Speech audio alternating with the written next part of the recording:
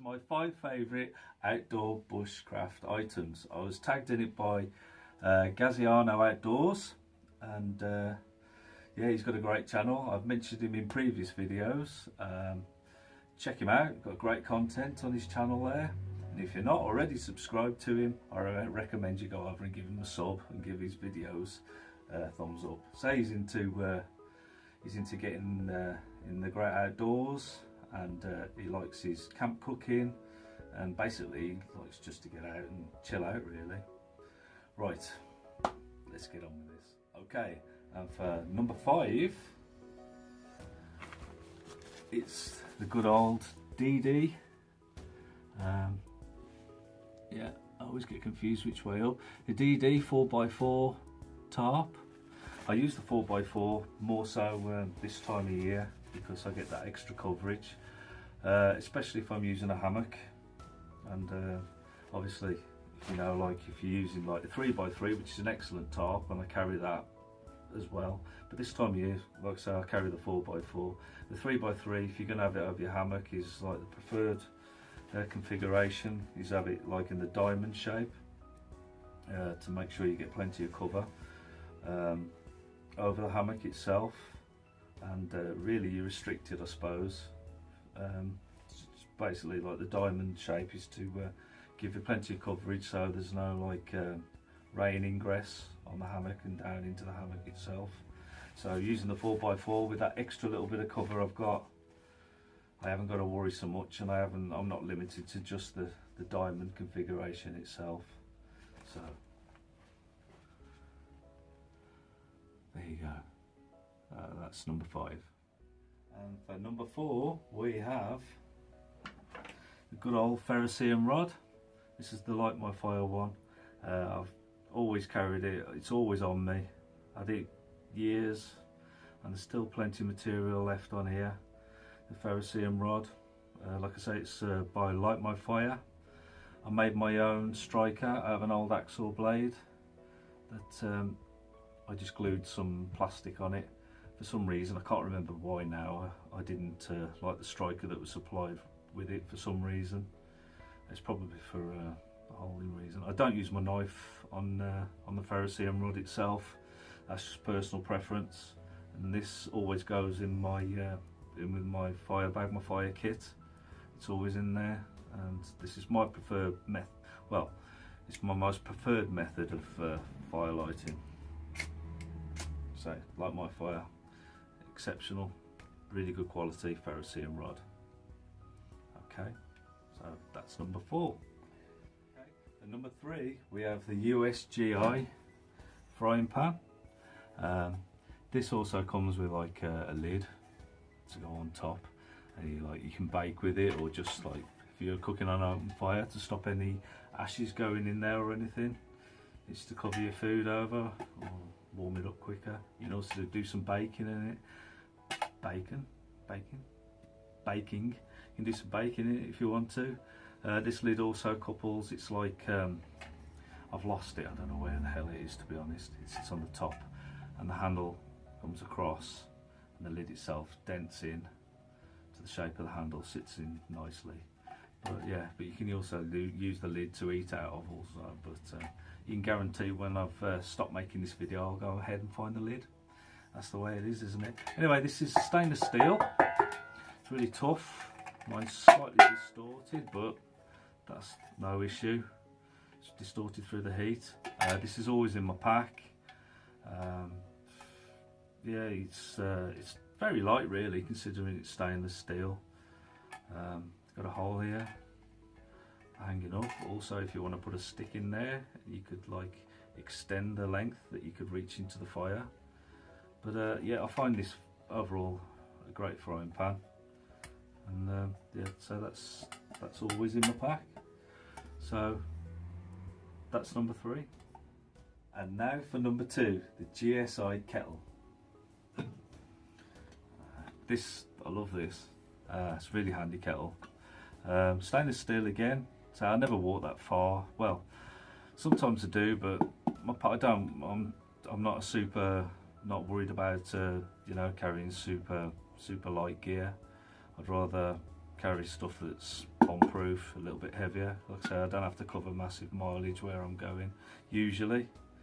Sometimes I can do, but it's a rarity. So yeah, this is the GSI kettle, stainless steel. What I like about this, oh yeah, I'll just show you what I'm on. I made a little bit of bungee cord to hold the lid on, stop it rattling about in the pack. I think I've mentioned that before. What I really like about it is, you make loads of cups of tea. You got a really wide brim, so like if you're stuck or whatever, you have minimal gear, you've got a smaller pack or whatever, you can do your cooking in here also, as well as your cups of tea, your hot drinks. So you can put your do a little stew in there or whatever. Another really good feature about this is the handle. It locks into place, so like you're not reaching onto a fire and with your gloves or whatever, and you can just use a stick and just, or obviously hang it over the fire. But it's really handy, and the D-ring in the top as well. Also, it doesn't flap about. It's another nice feature. It's well thought out. GSI kettle. That is great. I've had that a good while now, as you can tell. So I recommend that. Nice and light, really. There's nothing substantially heavy about it. But yeah. So that's number, what is it? Number 2. That's number 2. And now finally we have number 1. Save the best to last. Of course, the transit triangle. Can't beat it.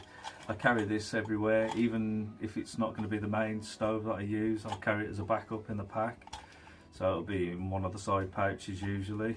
If the pack's got a side pouch, it'll be in there. This stove has never let me down. It's just made up of 3 thin plates like that, and they all just clip together in the triangle shape. And your burner sits in the middle there. Let's have a look, let's get it out. Butterfingers. Oh my goodness. Come out. Yeah, so you've got your burner that sits in the ring that all slots together into the triangle shape. The only thing that I ever had to do with this was, because the triangle's quite a wide size, quite a wide dimension, any smaller cups or pots seated on the top, because it was so wide, they wouldn't sit on it basically. And all I had to do was cross the triangle itself, was fold a bit of coat hanger wire in the shape. So now it'll take your standard cups and pots, far smaller, so it'll take any size really. But yeah, that's the transit triangle. I've had it for a long while, and I highly recommend it. It's a great little stove. So anyway, that's my 5 favourite outdoor bushcraft items. Okay, and now for my 5 nominations. Not missing out, and of course, that I mentioned earlier, Gaziano that linked me in this. So yeah, check his channel out, and highly recommend it. You won't be disappointed. Good guy as well, friendly chap. So cool. Okay, now for number 1, Paul Outdoors. Another great channel, highly recommended. I'll put for Paul and everybody else, the 5 other channels that I'm going to link in this. I'll put a link to in the description box below, so you can click on their channels. So obviously I just said Paul Outdoors, it's a great channel, great guy as well. So that's Paul. Baitcaster Chris, another great channel, outdoors guy, loves his fishing and everything else, getting out there, chilling. Very interesting channel, check him out. So that's Baitcaster. Albion Camping, another great channel, outdoors guy, wild camping, great. That's another one. Number 4, I believe I'm on, Wild Camper, yet another great channel. So all these channels that I'm saying are all great anyway, so if you haven't already checked them out, please go over and check them out. It's well worth it. So that's Wild Camper.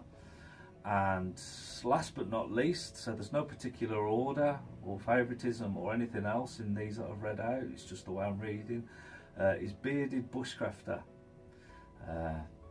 Obviously, you can tell by the name, he's into his bushcraft, big style, and his wild camping. So yeah, that's my 5 that I'm going to tag, and I look forward to seeing your videos, guys. So all the best. It's Black Country Woodsman over and out.